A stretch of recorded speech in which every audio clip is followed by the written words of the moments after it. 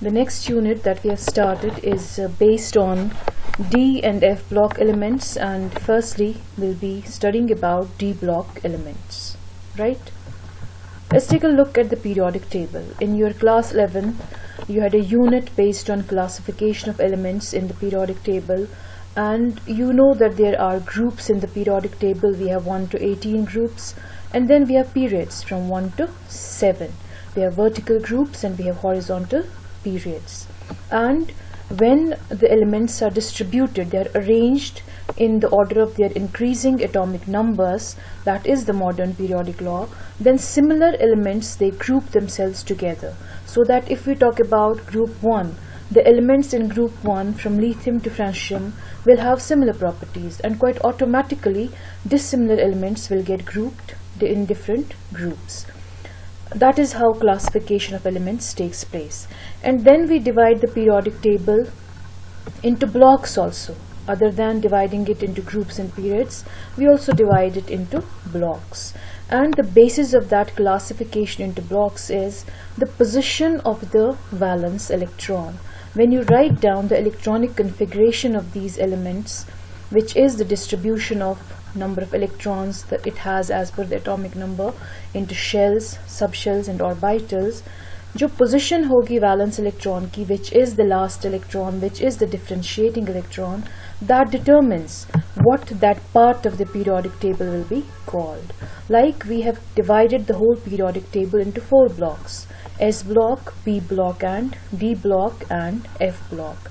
And by definition, the elements in which, when we write down their electronic configuration, when this last electron, this differentiating electron, enters the s orbital of the outermost shell, right? Outermost shell कौन सी आएगी उनकी periodic atomic number के हिसाब से? It may be the second shell, it may be the first shell, it may be the third shell, depending on that. Like we have group 1 and group 2 as s block elements, in which the last electron enters the s orbital of the valence shell. Similarly, this side is the p block, by definition, in which the last electron, जब आप distribute करोगे, जो तो आखिरी electron होगा, if it enters one of the p orbitals, because we have 3 p orbitals, px, py and pz. If that electron enters one of the p orbitals of the last shell, then that element belongs to p block. And it happens to all of these from group 13 to group 18. जब भी आप configuration लिखेंगे, you will see that the last electron enters one of the p orbitals of the valence shell. Similarly, we have a block in between S and P, which is called as D. And when we write down the configuration, what we observe is that you already know our principle, according to which configuration is written as per the energy level diagram. And that energy level diagram is here. We'll take a look at it further. And as per this energy level diagram, once 3s is filled, 3p is filled, after that you fill 4s first, then 3d, right? And when we follow the energy level diagram, what we observe is that in these elements, the elements of the D block, when we write down the configuration, because of this sequence of the energy of the orbitals, what happens is this, that the last electron, the valence electron, the differentiating electron, enters one of the d orbitals, but not the d orbital of the valence shell, but the d orbital of the penultimate shell, n-1, the shell immediately ahead of the valence shell. If n is the valence shell, n-1 is that penultimate shell. So when you write down the configuration and you distribute electrons as per the energy level diagram, this is what happens. The last electron enters one of the d orbitals, that is why they are d block, but when you define them, it enters one of the d orbitals of the penultimate shell. So if we have to define d block elements, which we'll be studying now, these are the elements in the periodic table. जिनकी position कहाँ है? It lies, the whole block lies between S block and P block, and they're defined as those elements in which the last electron enters one of the d orbitals of the penultimate shell, right? We'll speak about the F block later when we start studying F block elements. going back to this periodic table. Now when we have this periodic table and when we study the properties of elements, the usual pattern in S block and P block is that we study the properties of groups.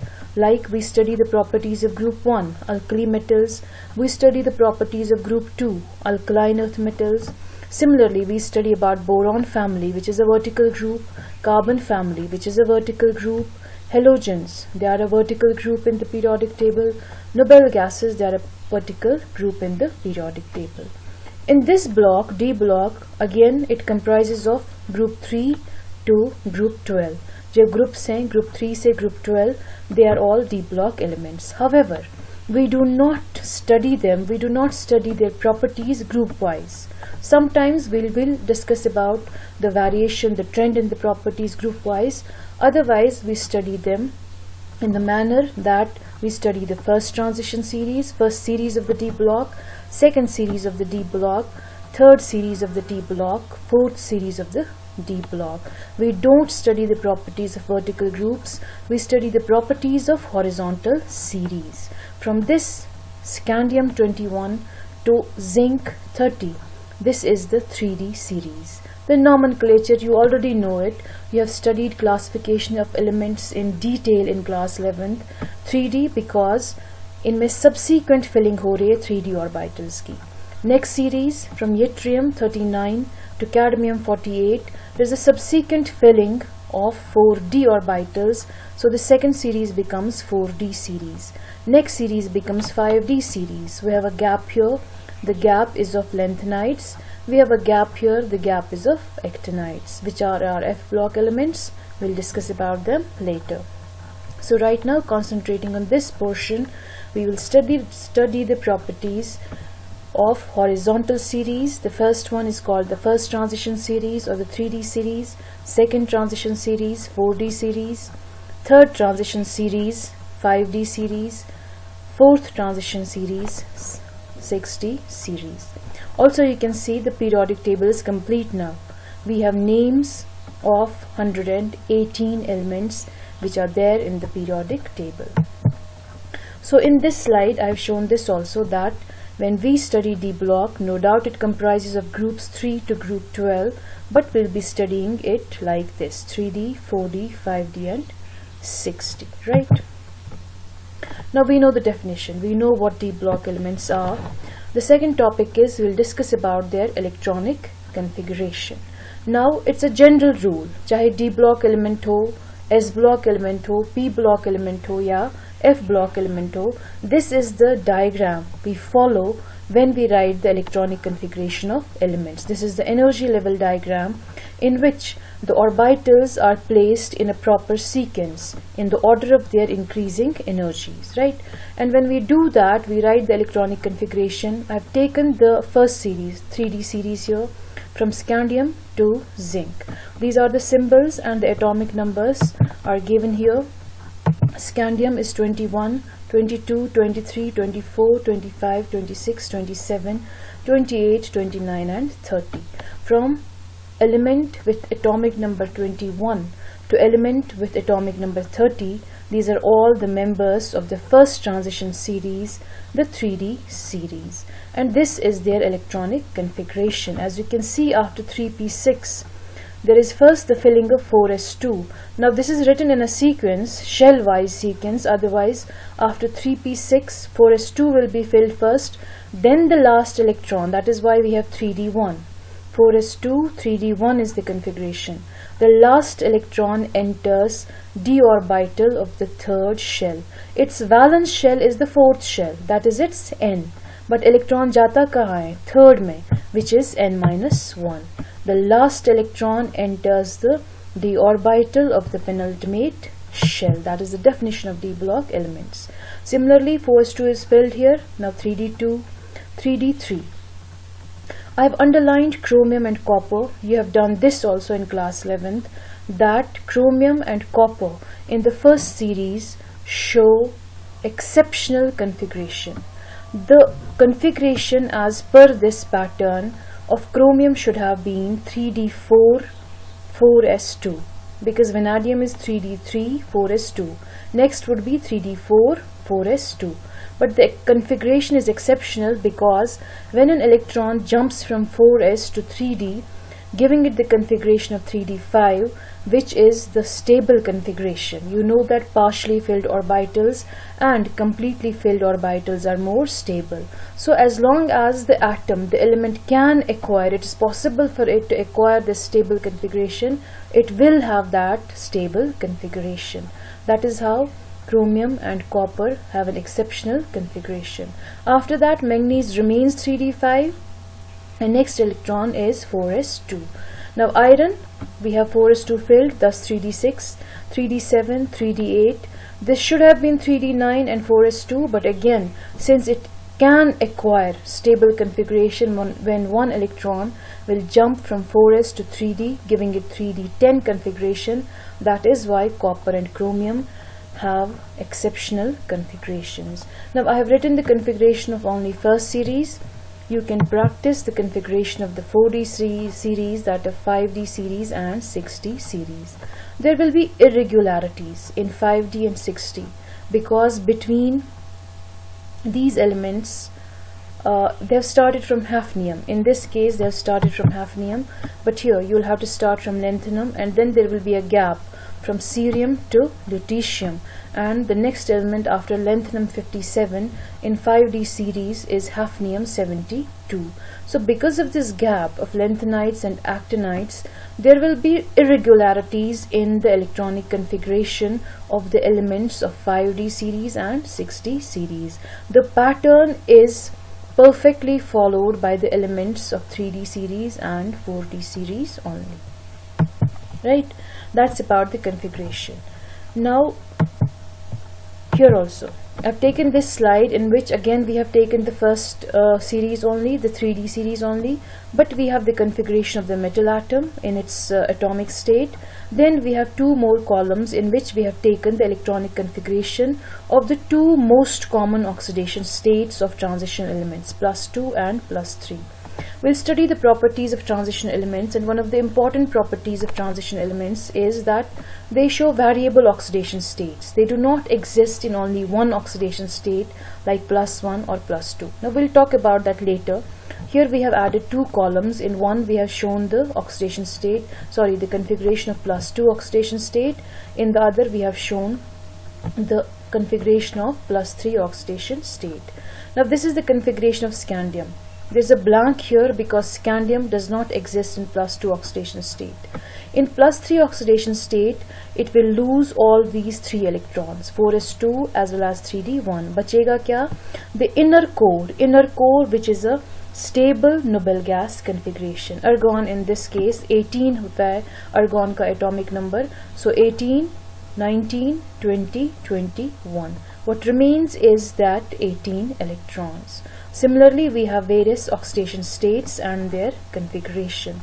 Zinc में ये blank है because zinc exists in only one oxidation state, which is +2, and for acquiring that oxidation state it will lose 4s2 electrons. मैंने आपको ये बात पहले भी बताई है that in spite of the fact that when we write down their configuration, the last electron enters the d orbital of the penultimate shell. 3p6 के बाद 4s2 fill होता है, उसके बाद 3d में इलेक्ट्रॉन जाता है. लेकिन जब इलेक्ट्रॉन लूज करना है तो इलेक्ट्रॉन लूज हमेशा outermost shell से होता है, the valence shell, which is 4 here. Last electron did enter 3d, but when it will have to lose the electron will be lost from the outermost shell, which is n. In this case it is 4. So when zinc is present in +2 oxidation state, this is its configuration. The inner core of argon, the noble gas, it can be different in different elements, and 3d, it is left with 3d10. Right? Now one more very important thing which we'll discuss in this presentation is D block elements are also known as transition elements. Now there is a very basic reason for this. Firstly, that see, this is S block. These elements are electropositive in nature, and this is P block. These elements are electronegative in nature. I'm just taking one example of electropositivity and electronegativity. So this is one extreme, this is another extreme, and the transit, the change from one extreme to another extreme takes place through these transition elements. They become a bridge of that transit of property, of any property, from one extreme to another extreme. That is one reason why they are called as transition elements. But that is a very, very basic reason. The actual reason is this. The word transition elements has a definition. And what is that transition element? This is the part you need to pay attention to. Transition element is an element whose atom in ground state or any of its ions in one of its common oxidation states has an incomplete d subshell. That is, incomplete se kya mani hai? It should have only 1 to 9 d electrons. The moment there are 10 electrons, it is not a transition element. By means of the configuration, see d block की definition अलग है. जब आप fill करोगे तो last electron enters one of the d orbitals, it becomes d block. But transition होने के लिए जो specific properties है transition elements की, वो एक substance तभी show कर सकता है जब इसकी d subshell जो है incomplete होगी. And incomplete is only 1 to 9 electrons in its d orbitals. Obviously, this definition will exclude zinc, cadmium and mercury. The reason is this. We'll talk about zinc. We have a few examples here, but let's just concentrate on zinc. In its atomic state, this is the configuration 4d10, 4s2. It exists in only one oxidation state, that is Zn2+. Zn2+, when it will lose the 2 electrons of 4s. What is left behind is 3d10. So both in its atomic state as well as in its only oxidation state, it has the configuration of 3d10, right? Completely filled d orbitals. As per this definition, zinc is not a transition element. It is a d block element, but it is not a transition element. Look at copper. Copper is 3d10, 4s1. Now copper has two oxidation states, +1 and +2. जब +1 में ये होगा oxidation state में, it will lose this 4s1, again 3d10, but it can also exist as copper 2+. At that time it will be 3d9. So atomic और किसी एक आयनिक state में, किसी एक ऑक्सीडेशन स्टेट में अगर 1 to 9 है, it's a transition element. Copper is a transition element because एक ऐसी ऑक्सीडेशन स्टेट इसकी है जिसमें 3d is incomplete, जिसमें it has only 9 electrons in its d orbitals. That is the definition of the transition elements. Thus this generalization, जो last point है यहाँ पे, transition elements जितने होंगे वो definitely d block होंगे, because जब आप उनकी configuration लिखोगे, you will see that when you will distribute those electrons into shells, subshells and orbitals, last electron d orbital में ही जाएगा, n-1d में. So by that definition वो सारे d block है. But all d block are not transition elements. सिर्फ वो d block elements transition elements हैं जिनके या तो atomic state या किसी एक oxidation state में, common oxidation states में, एक ही oxidation state में भी अगर 1 to 9 electrons है d subshell में, it's a transition element. Excludes zinc, cadmium, mercury because ना ही atomic state में इनको 3d 1 to 9 आता है, atomic state में भी 3d, इसमें 3d10, इसमें 4d10, इसमें 5d10. एंड इन तीनों की एक ही ऑक्सीडेशन स्टेट है, Zn2+, 3d10, cadmium 2+, 4d10, mercury 2+, 5d10. That is why they are not transition elements, right? We'll continue in the next presentation.